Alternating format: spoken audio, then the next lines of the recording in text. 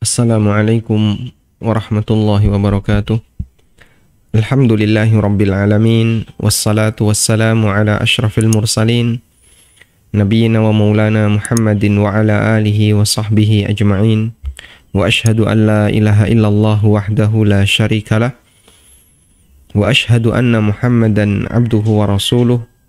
Sallallahu alaihi wa ala alihi wa sahbihi wa sallama tasliman katsira. Thumma amma ba'd. Alhamdulillah, puji syukur kita haturkan kehadirat Allah Subhanahu wa taala.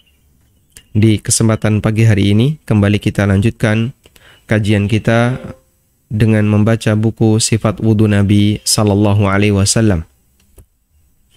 Dan insyaallah kita akan mempelajari tentang hukum mengeringkan anggota wudu dengan menggunakan anduk atau semacamnya seusai wudu. Namun sebelumnya kita akan membaca tentang kewajiban untuk berwudu disebabkan karena makan daging onta. Dari penulis menyebutkan, al-wudu'u min akli lahmil jazur. Wudu disebabkan karena makan daging onta. Dari Jabir bin Samurah radhiyallahu anhu, ada seseorang, anna rajulan sa'ala Rasulullah sallallahu alaihi wasallam. Ada seseorang yang bertanya kepada Rasulullah sallallahu alaihi wasallam, atawadda'u min luhumil ghanam? Apakah orang harus berwudu disebabkan karena makan daging kambing? Qala in syi'ta fatawadda' wa in syi'ta fala tatawadda'. Kemudian Nabi SAW mengatakan, kalau mau berwudu silahkan berwudu, kalau tidak silahkan tidak berwudu. Artinya berwudu boleh, tidak berwudu boleh. Dan itu menunjukkan bahwa makan daging kambing tidak wajib untuk berwudu. Dan makan daging kambing tentu saja bukan daging mentah, tapi daging yang sudah matang. Dan cara daging kambing matang itu bisa dengan dimasak kuah atau bisa dengan dipanggang. Artinya bersentuhan dengan api. Maka ini menunjukkan bahwa memakan daging yang bersentuhan dengan api, mau berwudu boleh, tidak berwudu boleh, artinya tidak termasuk di antara pembatal wudu. Qala, kemudian orang ini bertanya lagi, atawadda'u min luhumil ibil? Apakah aku harus berwudu disebabkan karena makan daging onta? Qala, kemudian Nabi SAW mengatakan, na'am, iya. Fatawadda' min luhumil ibil. Lakukanlah wudu disebabkan karena makan daging onta. Qala, usalliya fi marabidil ghanam? Bolehkah usalli fi marabidil ghanam? Bolehkah saya salat di kandang kambing? Qala, na'am. Nabi SAW mengatakan, silahkan. Sehingga boleh salat di kandang kambing. Dan ketika sholat di kandang kambing, berarti otomatis akan terkena dengan kotoran kambing. Terkena atau mungkin bagian dari tanahnya, di situ ada kotoran-kotoran kambing, pernah dikencingi oleh kambing. Dan itu menunjukkan bahwasanya kotoran kambing tidak najis. Karena marabidul ghanam, tidak mungkin di situ tidak ada kotoran kambing. Pak, mungkin kambingnya rapi ketika buang air ya, sehingga dia hanya berada di posisi sudut. Tidak ada seperti itu. Namanya kambing kita tahu sendiri. Dia ketika buang air, ketika beol, ya, di mana dia? Ya terserah dia. Namun ketika diperbolehkan untuk sholat di kandang kambing, menunjukkan bahwasanya tidak jadi masalah ketika orang berada di kandang kambing, dia terkena kotoran kambing dan dia sholat di situ. Qala, kemudian orang ini bertanya lagi, usolli fi mabarikil al-ibil? Apakah saya boleh sholat di tempat menderumnya onta? Qala, la. Kata Nabi SAW, jangan, nggak boleh. Taib. Kita lihat di footnote, hadisnya riwayat Muslim. Sehingga hadis ini menunjukkan bahwasanya sholat di kandang onta hukumnya tidak diperbolehkan. Sama-sama kandang kambing dan kandang onta, Tapi kandang kambing boleh dipakai sholat, sedangkan kandang onta tidak boleh dipakai sholat. Nah, sekarang kita akan lihat hikmahnya. Apa hikmah ketika orang itu makan daging onta, statusnya membatalkan wudu, sedangkan makan daging kambing tidak membatalkan wudu. Nah, bisa kita lihat transition dulu ya.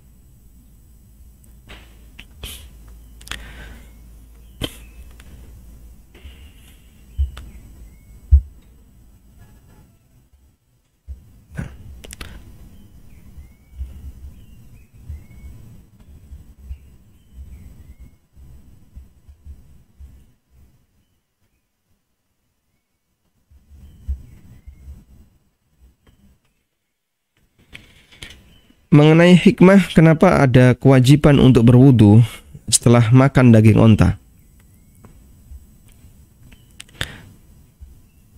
Baik. Di sini ada yang mengatakan, min ahlil ilmi man dhahaba ila anna hadzal hukma ta'abbudiyun la tu'lamu illatuhu.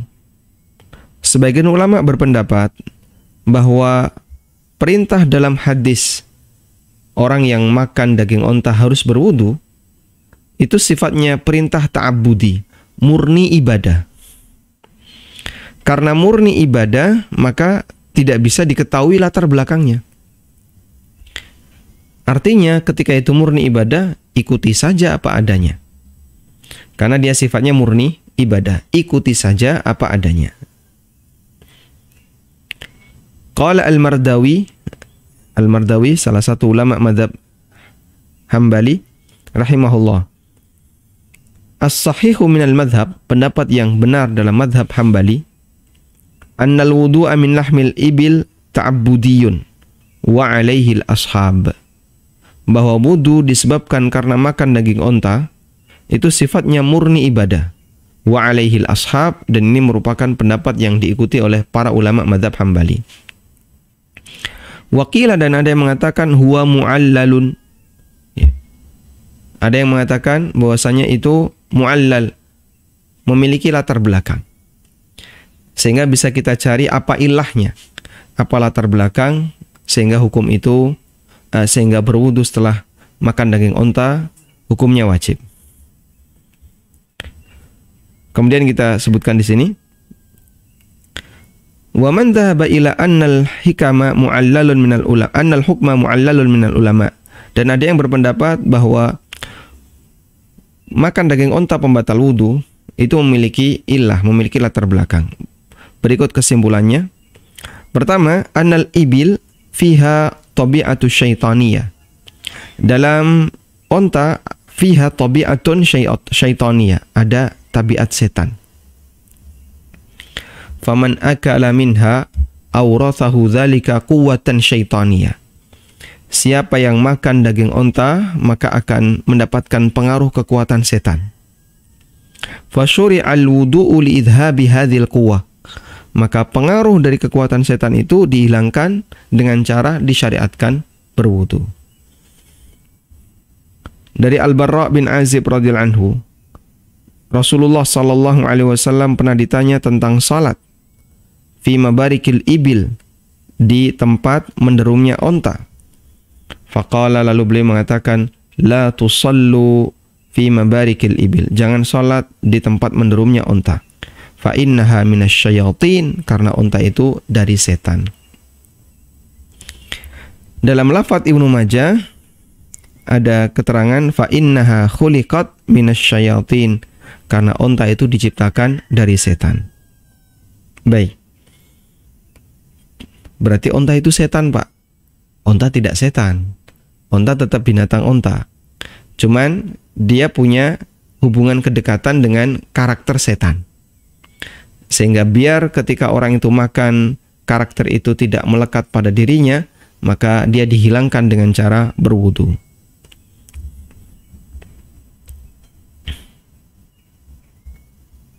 Taib. Kata Syekhul Islam di sini, asyara sallallahu alaihi wasallam fil ibili ila annaha minasyayatin. Nabi sallallahu alaihi wasallam mengisyaratkan tentang onta, bahwasanya onta itu dari setan. Yuridu wallahu a'lam annaha min jinsi asyayatin wa nau'ihim.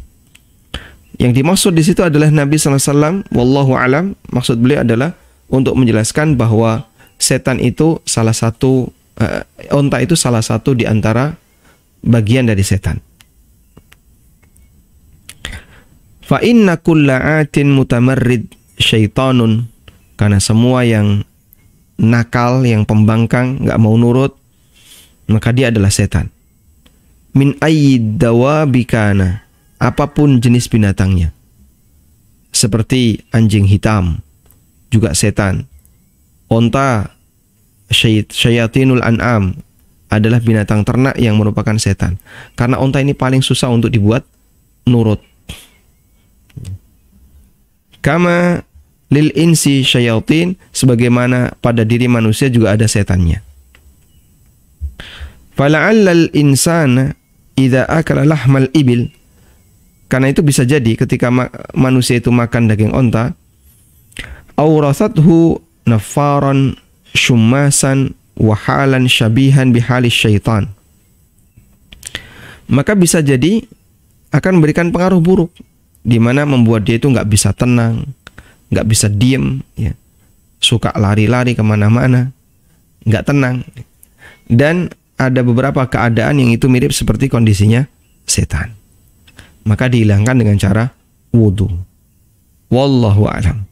Ini latar belakang kenapa Nabi SAW memerintahkan agar berwudu ketika orang itu makan daging onta, tapi tidak diperintahkan untuk berwudu ketika orang makan daging kambing. Tayyib. Sering kita mendengar begini ya, Rasulullah SAW menyuruh orang untuk berwudu setelah makan daging onta karena ceritanya. Jadi kemudian dibuatlah sebuah cerita. Ada sahabat sedang makan bersama, makan bareng, dan yang dihidangkan adalah daging onta. Kemudian seusai makan, tiba-tiba salah satu di antara mereka ngentut. Yang ngentutnya itu membuat satu forum tadi mencium bau yang nggak sedap. Akhirnya semuanya saling curiga. Semuanya saling curiga. Ceritanya kayak gitu ya. Kemudian ketika masuk waktu sholat, Nabi SAW perintahkan agar semuanya berwudu dalam rangka menghilangkan kecurigaan. Biar tidak ada yang dituduh macam-macam. Berarti nanti ketika waktu sholat, siapa yang wudu? Nah, itu yang ngentut.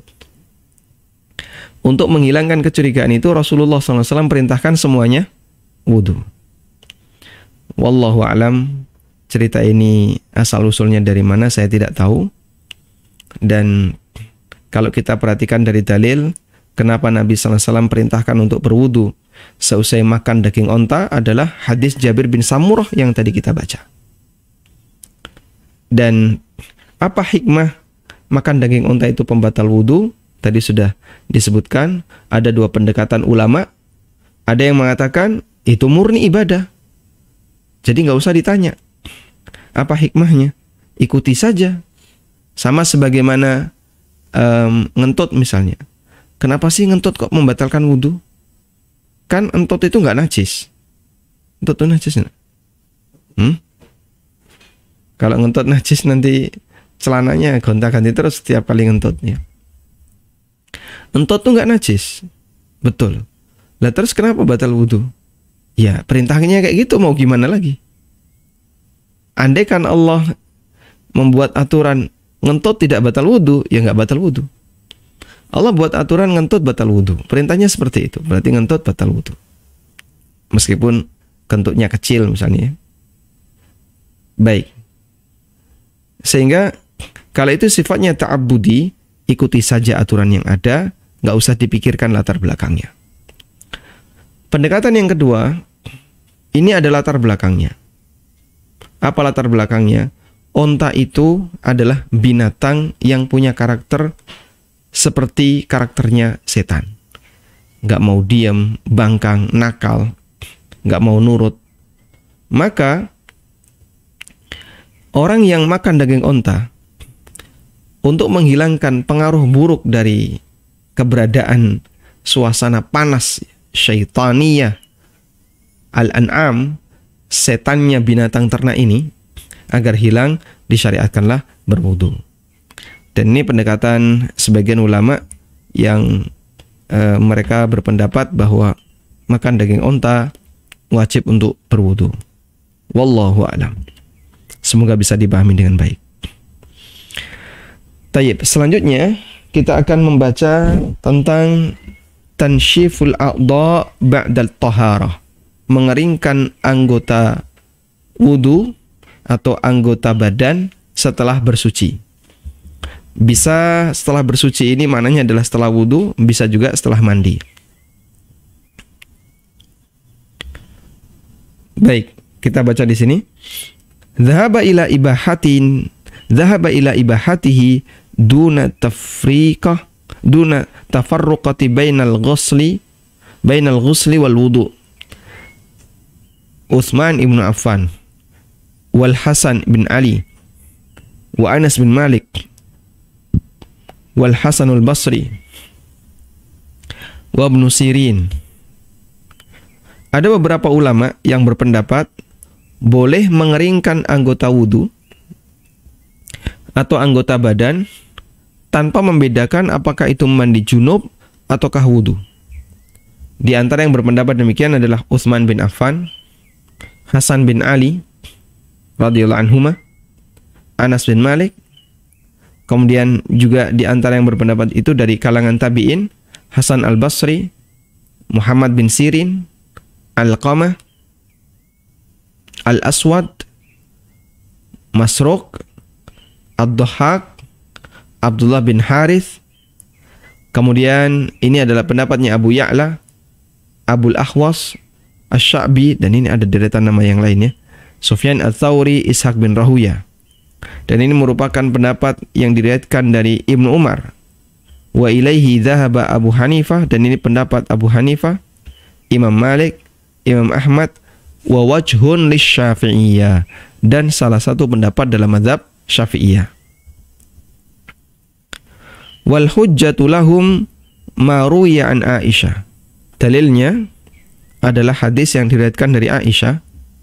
Qalat, di mana Aisyah mengatakan, kana li Rasulillahi sallallahu alaihi wasallam khirqatun yanshifu biha ba'dal wudu. Nabi sallallahu alaihi wasallam itu punya anduk kecil.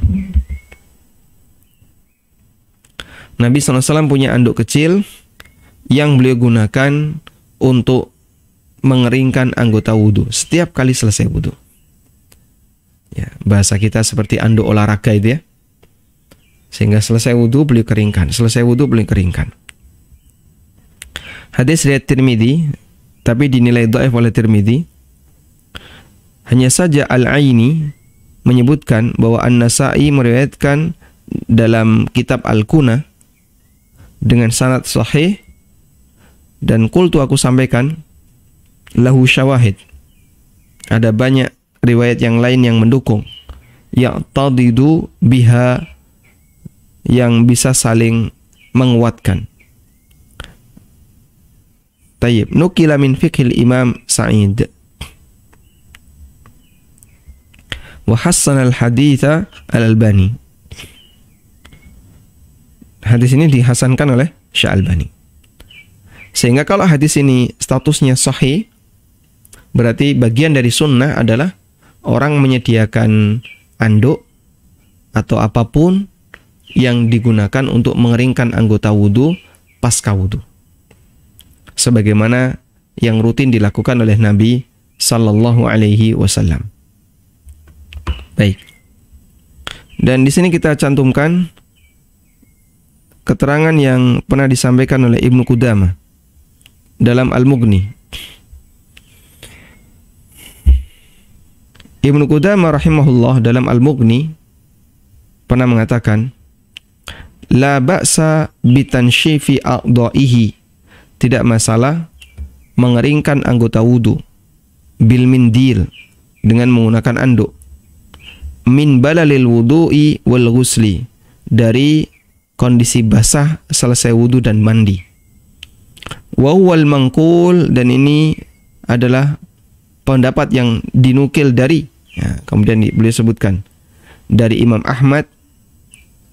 Wa qad ruwiya akhdhul mindil ba'dal wudu, dan diriwayatkan ada orang yang menggunakan tisu setelah wudu, di antaranya adalah dari Utsman, dari Hasan bin Ali, dari Anas bin Malik.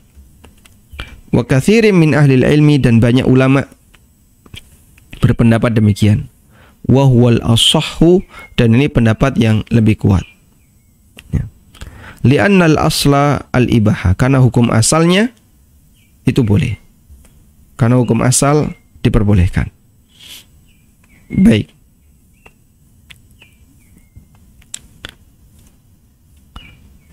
Kemudian kita kembali ke sini ya. Lalu di sini disebutkan beberapa riwayat. Maruya an Salman, kemudian riwayat berikutnya adalah dari Salman Al-Farisi, bahwasanya Nabi SAW tawaddu'a, beliau berwudu, faqallaba jubbata sufin kanat alaihi, kemudian beliau membalik jubah yang beliau pakai, jubah kain wol yang beliau pakai. Famasaha biha wajhahu, lalu beliau gunakan untuk mengusap wajahnya. Sehingga di posisi ketika Nabi SAW tidak punya anduk, dalam hadis dari Salman Al-Farisi radhiyallahu anhu, beliau membalik jubahnya kemudian dipakai untuk mengusap mukanya. Wa dhahaba akharun, dan ulama yang lain berpendapat bahwa makruh mengeringkan anggota wudu. Mereka berhujjah, berdalil dengan hadis dari Maimunah bintul Harith,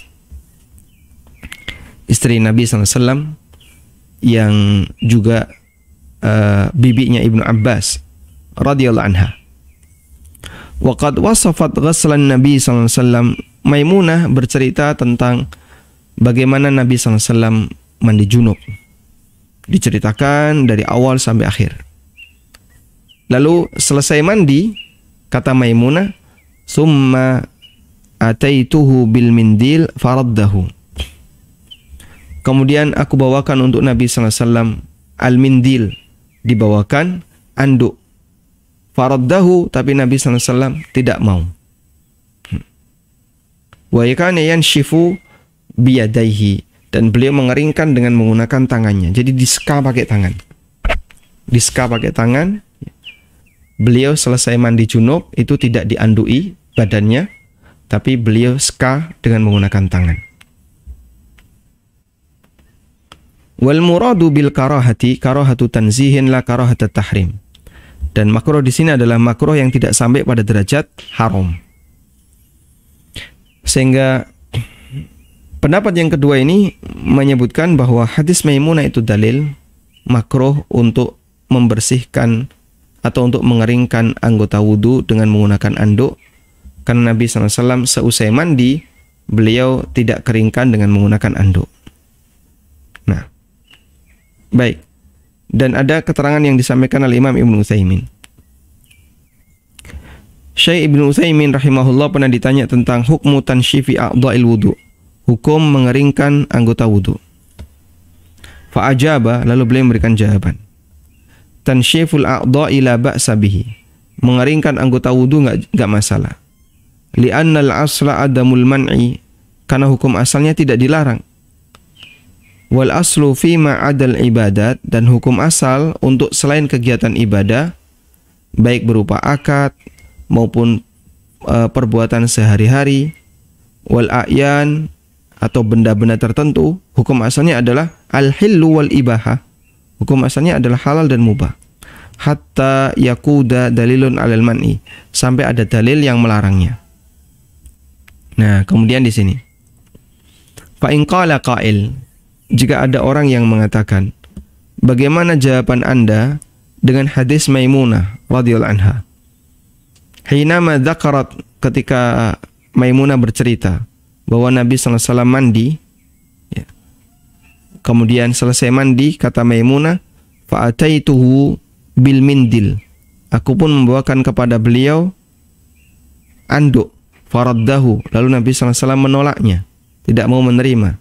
Wa ja'ala yanfudul ma'a biyadihi, dan beliau keringkan air itu dengan menggunakan tangannya, disekah. Fal jawab, maka jawabannya adalah anna hadzal fi'la minan nabi sallallahu alaihi wasallam. Perbuatan yang dilakukan Nabi sallallahu alaihi wasallam dalam hal ini adalah qadiyatu ainin, sifatnya kasuistik. Qadiyatu ainin, sifatnya kasuistik. Tahtamilu iddata umurin, yang di situ mengandung banyak kemungkinan. Ada banyak kemungkinan. Bisa jadi li'annahu, imma li'annahu lisababin fil mindil, bisa jadi ada yang masalah di anduk itu. Au li'adami nadhafatihi, atau mungkin anduk itu kotor. Atau dia enggak, atau mungkin beliau tidak ingin untuk membasahi anduk itu dengan air. Dan ketika dibasahi dengan air itu enggak cocok. Fahunaka ihtimalat, ada banyak faktor kemungkinan. Sudah? Ada banyak faktor kemungkinan. Kok Nabi SAW dikasih anduk enggak mau? Kenapa ini? Oh, bisa jadi anduknya kotor, bisa jadi ini, bisa jadi ini, bisa jadi ini, gitu ya. Ada banyak kemungkinan. Justru sebaliknya, kata beliau. Kata Imam Ibn Utsaimin, walakin ityanuha bil mindil qad yakunu dalilan ala anna min adatihi ay yanshifa a'dha'ahu wa illa lama atat bihi. Ya. Bahkan bisa jadi ketika Maimunah memberikan anduk kepada Nabi SAW, bisa jadi ini merupakan dalil bahwa itu bagian dari kebiasaan Nabi SAW. Beliau mengeringkan anggota badan selesai mandi. Ya. Wa illa lama atat bihi, karena kalau tidak, Maimunah nggak bakalan membawakan anduk kepada beliau. Ketika Maimunah menyuguhkan anduk, itu bukti, oh berarti bagian dari kebiasaan beliau selesai mandi pakai anduk. Cuman di waktu ini beliau nggak mau. Mungkin karena faktor anduknya kotor, atau ada sesuatu di anduknya, dan seterusnya. Wallahu a'lam. Khulasatul qaul, kesimpulannya adalah anna tanshifal a'dha' minal af'alil mustahabbah, bahwa mengeringkan anggota wudu termasuk sesuatu yang dianjurkan. Sebagaimana dalam hadis yang disebutkan dalam hadis yang sahih dari Aisyah radhiyallahu anha yang tadi kita bahas. Adapun pendapat yang mengatakan makruh, maka ini tidak diterima, li'anna qaula Maimunah faraddahu la yufidul karaha, karena keterangan Maimunah bahwa Nabi SAW tidak mau diberi anduk, ini tidaklah menunjukkan kalau itu makruh menggunakan anduk seusai mandi atau berwudu. Sehingga insya Allah tidak masalah bagi orang yang selesai mandi atau selesai berwudu, dia mengeringkannya dengan anduk. Lalu muncul pertanyaan yang lain. Dulu pernah kita bahas bahwa salah satu di antara keutamaan wudu, salah satu di antara keutamaan wudu adalah apa? Diampuni dosa hingga tetes terakhir, gitu ya. Diampuni dosanya hingga tetes terakhir, sehingga dosa itu keluar bersama dengan tetesan-tetesan air. Lah berarti kan selesai berwudu kita biarkan badan kita penuh dengan tetesan. Jawabannya, hadis ini tidak menunjukkan hal itu. Hadis ini tidak menunjukkan hal itu. Sehingga tidak harus selesai berwudu ditungguin netes gitu ya, sampai kering baru masuk masjid. Maka kalau pakai blower itu ya, pakai blower yang anget itu namanya apa itu? Ya, kayak kayak pemanas hair dryer ya. Oh itu enggak boleh. Kenapa? Nanti airnya menguap, nggak jadi netes. Atau menggunakan anduk tidak boleh, nanti jadi nggak jadi netes. Ini juga nggak benar. Kenapa? Yang dimaksud bahwasanya dosanya diampuni bersama tetesan-tetesan wudu adalah bersama air yang nempel di tangan kita kemudian keluar dia. Dan Allah Subhanahu wa taala Maha tahu bagaimana cara Allah mengampuni anggota wudu yang dilakukan oleh hamba. Dan kalaupun netesnya itu ke anduk juga tetap sah sebagai tetesan. Kalaupun terusap dengan anduk sah sebagai tetesan. Sehingga tidak harus netes dalam arti air itu jatuh ke tanah. Wallahu a'lam. Walhamdulillahirabbil alamin. Baik. Dan kita masih punya pembahasan terakhir ya dari buku ini, yaitu nawaqidul wudu, pembatal-pembatal wudu, yang ini mungkin bisa selesai dalam kurang lebih 2 kali pertemuan insyaallah taala. Nah, baru khatimah, dan insyaallah akan kita bahas di pertemuan berikutnya.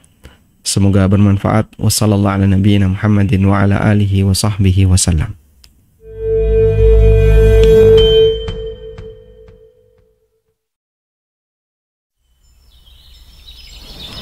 Assalamualaikum. Waalaikumsalam. Piye, Tro? Sehat? Alhamdulillah. Masya Allah. Enak banget iki nek nyender, Tro. Kepiye? Wah, kok kowe tak iki tak delok-delok rajin banget to iki. Lho lah iya to ya. Kowe maca apa to, Tro? Iki lho maca buku ilmu waris. Oh, Tro. Kowe berarti wis maca to, Tro? Aku tak takon, Tro. Nek misale menunda-nunda pembagian waris kuwi piye to, Tro? Neng kene wis dibahas jelas no. Piye? Makane. Ha mbok yo kowe iki ngedongke aku. Lah, aku nek tak dongke malah kesuwen wektune. Tur ya engko ya urung karang langsung dong. Makane iki lek tuku mangkat tuku buku iki wae. Neng ndi tuku neng ndi? Gampang saiki iki. Ning ANB Store lho. Iso neng Tro? Ya iso, tinggal klik anbstore.id kok. Wis gampang banget. Berarti gampang. Selek tuku wae. Aku tak tuku ya. Aku mbane jelaske kesuwen kan. Wis lek mangkat. Assalamualaikum. Waalaikumsalam warahmatullahi.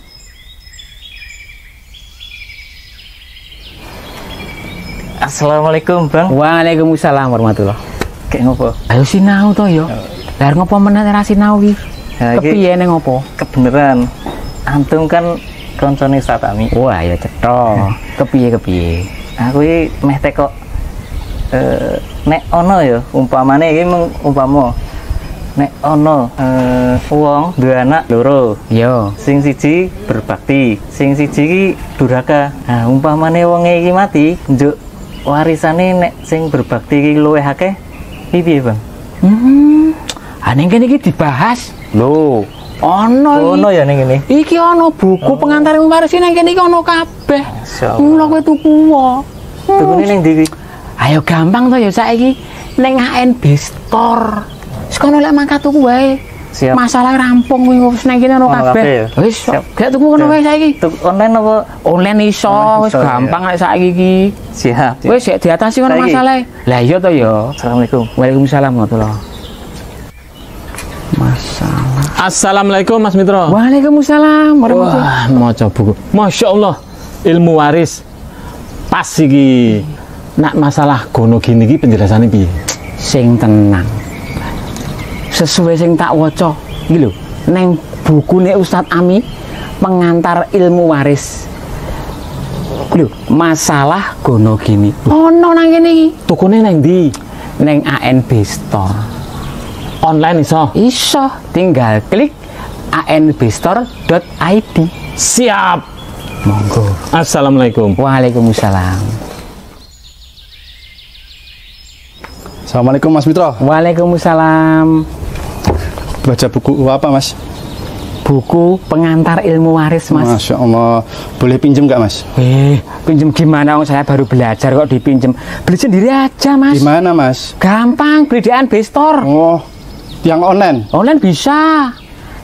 Tinggal klik anbstore.id. Masya Allah. Oke Mas, siap. Silakan beli aja. Oke, Mas. Assalamualaikum. Waalaikumsalam warahmatullahi. Assalamualaikum Bang. Waalaikumsalam. Yes, dina iki ya ngopo meneh iki mung arep tekan masalah warisan iki mesti iki. Ada apa Bang? Wih, Ustaz, Nggih. ANB Store Ustaz. Investor. ANB Store. Siap.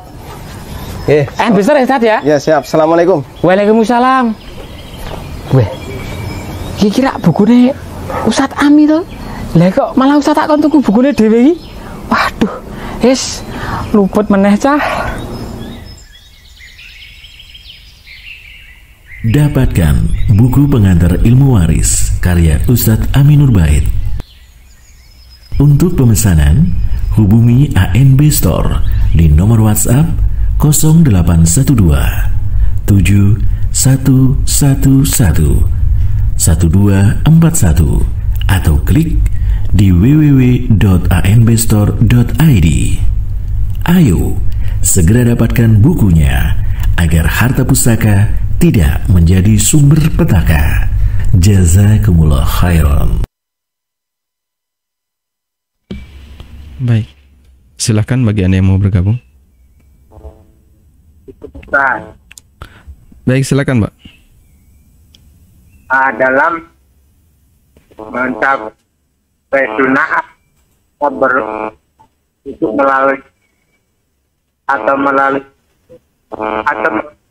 ya yang tahu Ustaz untuk mohon maaf Bapak, suara Bapak putus-putus. Kami tidak bisa mendengar dengan jelas. Mungkin bisa pindah ke posisi yang sinyalnya lebih bagus. ya yang mendengar. Putus-putus Bapak. Jelas nggak tadi pertanyaannya? Assalamualaikum. Waalaikumsalam warahmatullahi. Baik, ini lebih jelas. Coba. Berwudu dengan Berwudu dengan gayung memakai gayung atau keran atau keran.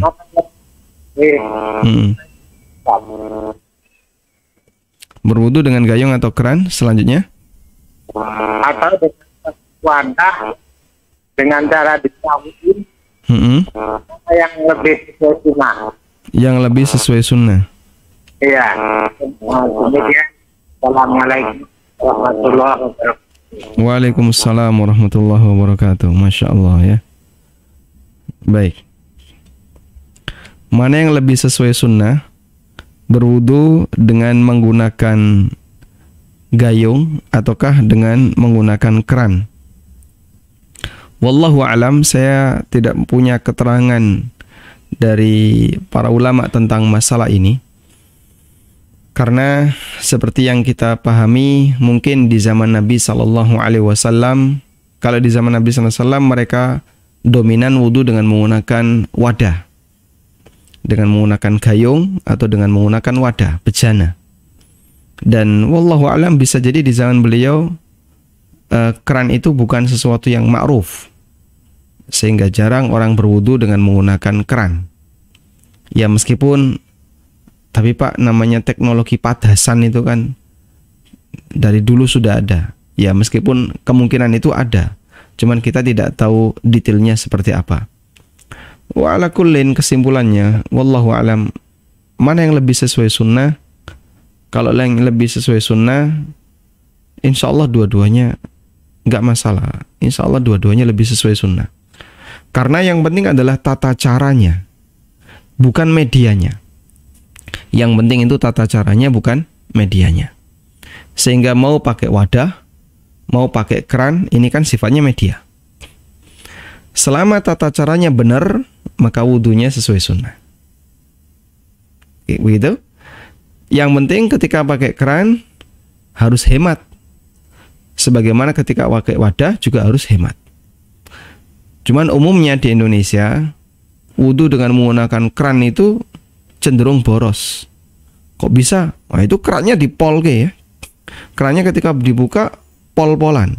Dan karena tandonya berada di atas penuh, air yang keluar itu gede. Kadang kan sampai keluar air dalam jumlah banyak itu ya.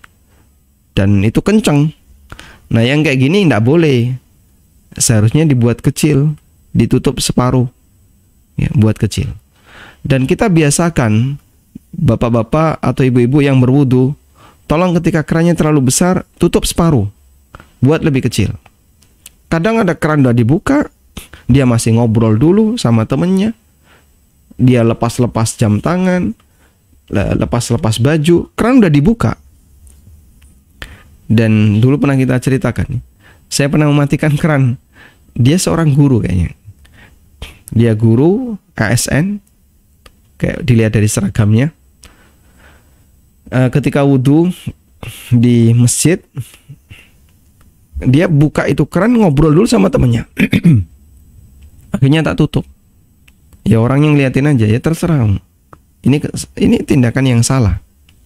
Ya, kita nggak bicara masalah hukum syariat, tapi secara aturan di masyarakat ini sudah merupakan tindakan yang salah. Makanya kalau keran buka separuh saja. Nah, kecenderungannya keran yang boros seperti itu yang membuat kita jadi kurang respon dengan hal ini. Maka kalau bisa berwudu dengan keran, usahakan kerannya jangan dibuka sempurna, tapi dibuka separuh. Wallahu a'lam. Baik, silakan. Assalamualaikum Ustaz. Waalaikumsalam warahmatullahi. Izin bertanya keluar tema Ustaz.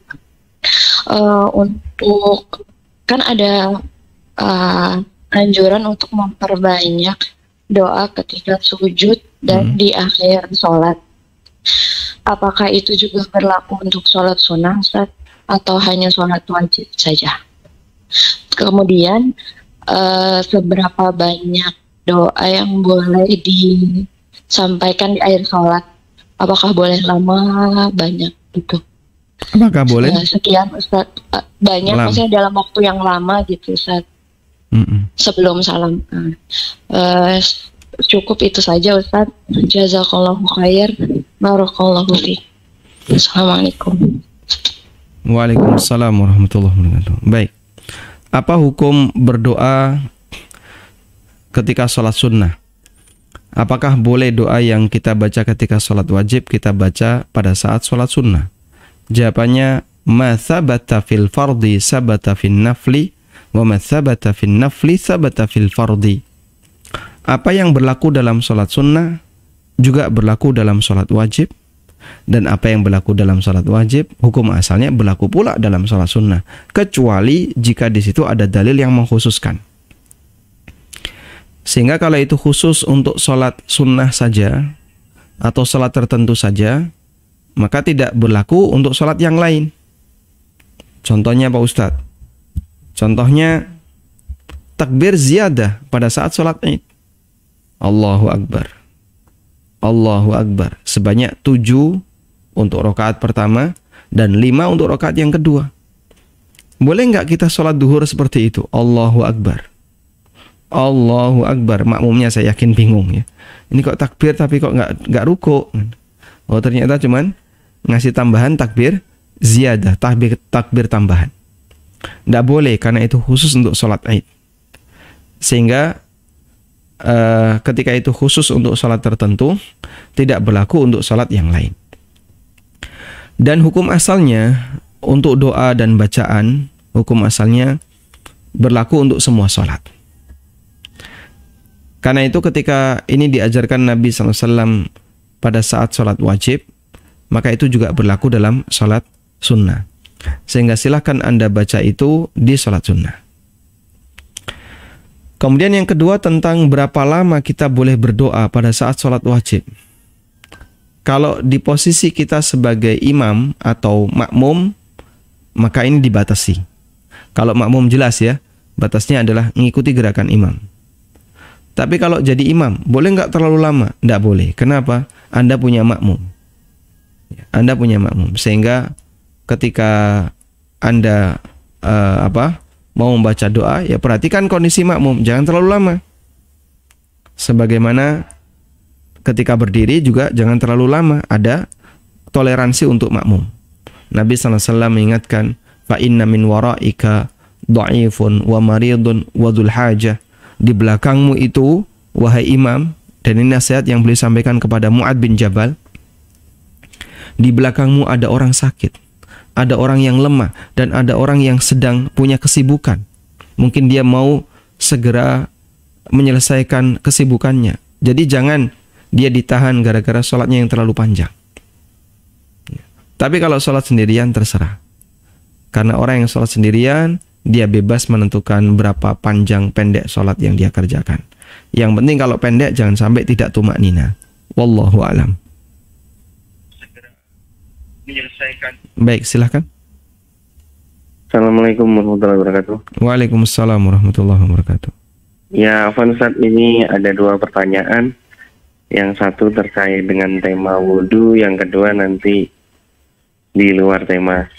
Untuk yang pertama, Ustaz, bagaimana hukumnya kalau kita sedang berwudhu, misalkan baru proses di mengusap tangan, lalu kita kentut. Nah, yang terjadi selama ini, saya sering mengulang wudhu karena ketika di tengah-tengah wudhu, ternyata qadarullah saya kentut gitu. Akhirnya saya ulang lagi dari awal. Nah, itu biasa terjadi kadang 3-4 kali. Nah, itu hukumnya dalam gimana? sekali Apa wudhu memang harus diulang? Dalam sekali wudhu terjadi 3-4 kali. Iya, Ustaz. Ngentut itu ya? Iya, betul, Ustaz. Baik. Nah, terus untuk yang kedua, Ustaz, ini terkait dengan terakhir makalah tentang YouTube, Ustaz. Itu yang saya lihat di ANB channel kemarin itu kan terkait dengan video-video dakwah. Nah, bagaimana dengan channel yang baru mau saya bangun untuk terkait dengan video tutorial untuk produksi miniatur, Ustaz. Jadi untuk usaha gitu. Saya ingin membagikan itu video-video tentang usaha gitu, Ustaz. Ya, pastinya itu tidak saya monetis atau saya tidak berniat bekerja sama dengan YouTube, hanya ingin menyimpan video di YouTube. Dan kebetulan banyak customer saya itu yang menanyakan video-video untuk proses pembuatan miniatur dari usaha saya tersebut, Ustaz. Jazakallahu khairan, Ustaz. Wa barakallahu fikum. Wafikum barakallah. Masya Allah, barakallah fik. Baik. Baik, untuk kasus yang pertama ya. Apabila kita berwudu, lalu di tengah wudu kita ngentut, apa yang harus kita lakukan? Jawabannya ulang wudu dari awal. Sehingga sikap Anda sudah benar, praktek Anda sudah benar. Baru dapat mencuci tangan 1 sampai siku yang kanan saja, terus ngentut, yang kiri belum. Maka ngulang dari awal. Bahkan ketika kita berwudu baru dapat kaki kanan 1, kemudian saat mau ngangkat kaki kiri ngentut, ya ulang dari awal. Sudah? Karena ketika proses kegiatan wudu itu tidak boleh ada hadas di tengahnya. Harus tidak ada hadas. Karena wudu ini fungsinya adalah untuk menghilangkan semua hadas. Yang kedua, kami ingatkan ya, apabila ini terlalu sering, bisa jadi itu godaan setan. Sehingga membuat Anda jadi repot, ngulang lagi. Ketika Anda terlalu sering direpotkan seperti itu, lama-lama nanti jadinya gak senang dengan ibadah. Kenapa? Merasa direpotkan dengan ibadah. Dan itu bisa berbahaya. Maka setan itu menggoda manusia dari arah ini agar dia direpotkan dengan ibadah yang dia lakukan, lalu membuat dia nggak senang dengan itu. Padahal ya orang dikasih syariat yang ringan. Baik, sehingga di posisi ini kami sarankan, tolong Anda tahan. Kalau ada keinginan untuk ngentut, tahan aja. Jangan dibiasakan. Kalau terlalu sering dibiasakan, nanti jadi kebiasaan. Setiap kali wudu, ngentut 3 kali, ngentut 4 kali. Padahal cuma ngentut kecil-kecil. Bisa jadi itu adalah gangguan setan. Mungkin Anda yakin, tapi Pak Ustaz saya yakin ngentut. Betul, berarti Anda tidak was-was. Cuman Anda diganggu untuk sering ngentut. Anda diganggu sering ngentut. Dan bisa jadi lambat laun jadi was-was. Makanya segera dihentikan dengan cara wudu sekali, udah tahan. Mungkin ngentutnya akan hilang. Pak, itu apa nggak bahaya? Ini dalam rangka kemaslahatan sementara. Nanti lama-lama suasana metabolisme itu akan rapi dengan sendirinya, lebih tertib, sehingga tidak menjadi orang yang gampang ke toilet, gampang ngentut pada waktu-waktu ketika kita butuh untuk segera beribadah kepada Allah Ta'ala. Wallahu a'lam.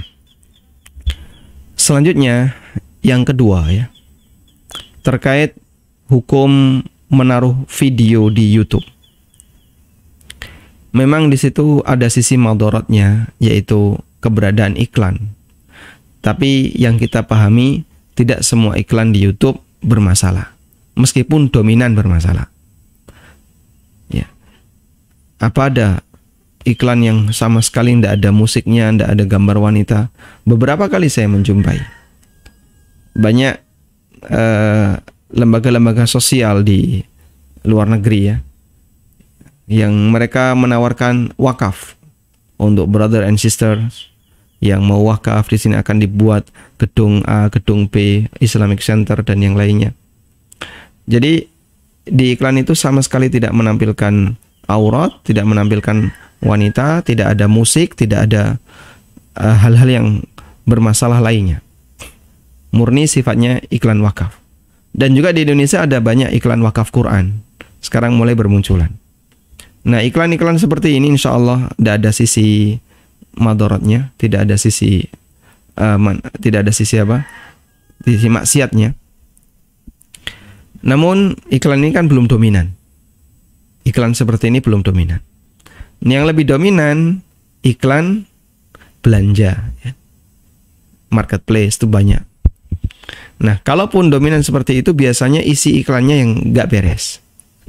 Terus boleh nggak kita tetap berada di situ? Insya Allah jika memang ada hajat yang besar untuk itu, silahkan dalam rangka untuk mendapatkan manfaat yang besar. Karena kalau kemudian ini kita hilangkan semuanya, akan banyak sekali manfaat besar yang tidak bisa didapatkan oleh kaum muslimin. Tapi Pak Ustadz, itu kan pertimbangan untuk konten dakwah. Bagaimana kalau bukan konten dakwah? Baik, memang konten dakwah kita akui manfaatnya besar. Lalu konten non dakwah misalnya, tutorial tertentu, ada manfaatnya nggak? Ada. Apa manfaatnya? Ya, orang jadi tahu bagaimana cara kita memproduksi ya misalnya. Orang jadi tahu bagaimana cara kita berjualan, dan itu manfaat.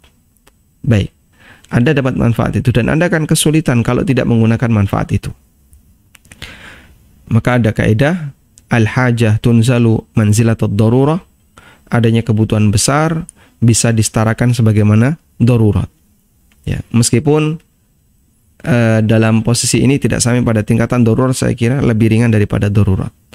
Sehingga insya Allah diperbolehkan dan tidak masalah untuk mengupload video di YouTube dengan maksud untuk melariskan dagangan. Wallahu a'lam. Baik, silakan. Assalamualaikum warahmatullahi wabarakatuh. Waalaikumsalam warahmatullahi wabarakatuh. Afwan Ustaz, di luar dari tema saya ingin bertanya. Tadi malam saya dikirimkan sama teman beberapa video-video yang tidak tidak dengan apa yang pernah saya dengarkan dengan Ustaz yang jelaskan kemarin. Sehingga saya ingin bertanya bagaimana menyikapi hal-hal tersebut. Contohnya Ustaz, video kemarin itu yang dikirimkan saya tentang bacaan yang dibaca sebelum sholat, kita harus bersyahadat dulu. Kemudian ada juga video menghalalkan bank konvensional.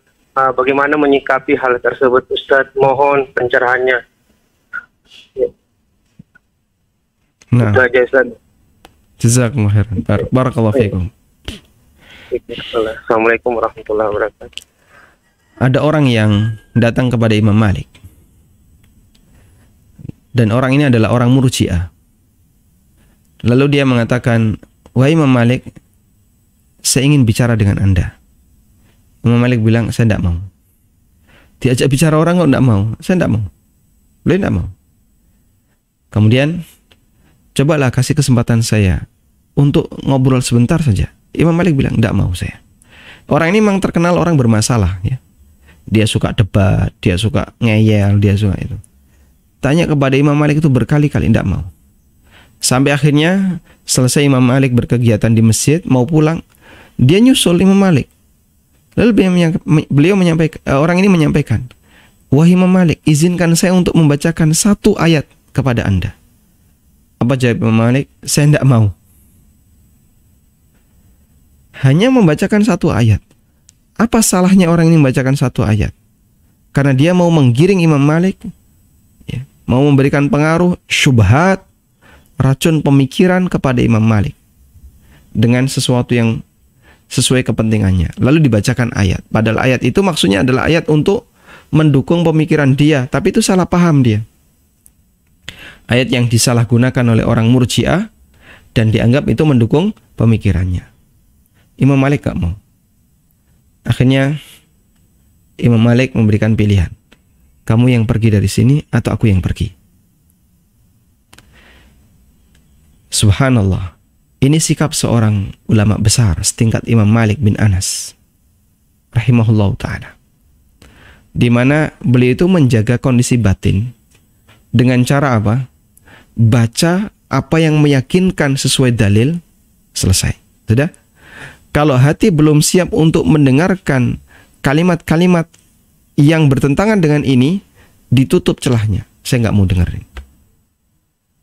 Sebagaimana perkataan seorang ulama, ya, seingat saya itu adalah Sufyan Ats-Tsauri, asyubhatu qattafah wal qulubu dha'ifah. Syubhat itu menyambar-nyambar, sementara hati seorang hamba itu lemah. Sehingga jangan biarkan hati kita ini gampang menerima syubhat, gampang menerima racun-racun pemikiran. Karena kalau terlalu sering menerima racun pemikiran, setan itu kan godanya begini. Coba kamu bandingin ya. Terbuka dulu, kita bandingin mana yang lebih benar. Orang awam mau suruh bandingin kayak gitu, pertimbangannya pakai apa? Wong dia baru belajar. Dia baru belajar. Lain halnya ketika dia dibimbing oleh seorang ustadz Ahlussunnah yang dia bisa memahami bagaimana karakter orang ini, bagaimana cara belajar yang benar untuk orang ini. Butuh bimbingan. Ya, maka kita arahkan, tolong Anda pelajari bagian ini. Sudah? Kalau memang belum siap untuk mendengarkan syubhat, tinggalkan syubhat. Fokus untuk bagian yang Anda yakin benar, sementara bagian kebatilan-kebatilan yang lalu lalang ada di sekitar kita, tinggalkan dulu, nggak usah didengerin. Itu berbahaya bagi batin, berbahaya bagi hati. Walhamdulillah, dengan kemudahan dari Allah Subhanahu wa Ta'ala, insya Allah akan kita bahas di forum ANB. Ada satu buku yang sudah selesai naskahnya ditulis, judulnya Fikih Bermadhab. Buku itu berjudul Fikih Bermadhab, dan sengaja saya belum pernah cerita buku ini, baru kali ini saya cerita di forum ANB. Alhamdulillah karena sudah selesai ditulis, saya berani bercerita. Sudah masuk ke tim layout. Insya Allah buku ini membahas gimana sih cara beragama yang selamat, ya. Termasuk kita bahas bagaimana cara memilih madhab, kemudian pandangan para ulama tentang bermadhab. Ada banyak sekali nasihat-nasihat yang sangat kita butuhkan dari para ulama agar ketika kita beragama itu berada di posisi selamat. Karena kita yakin hidup tidak sekali, agama jangan dibuat mainan, kita harus serius di situ dan penuh dengan kehati-hatian. Termasuk bagaimana tips-tips dalam belajar agar kita bisa lebih baik ketika belajar.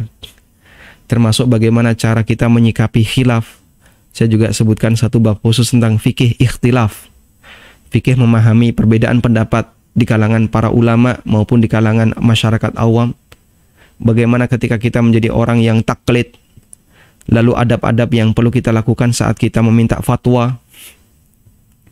Termasuk bagaimana menyikapi logika. Seperti apa sih hubungan antara logika dengan syariat.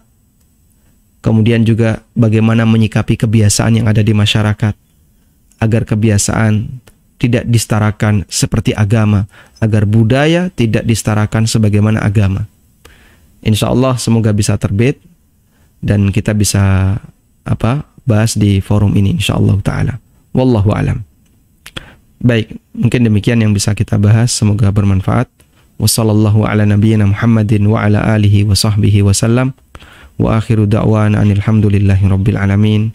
Subhanakallahumma wa bihamdika asyhadu an la ilaha illa anta astaghfiruka wa atubu ilaik. Wassalamualaikum warahmatullahi wabarakatuh.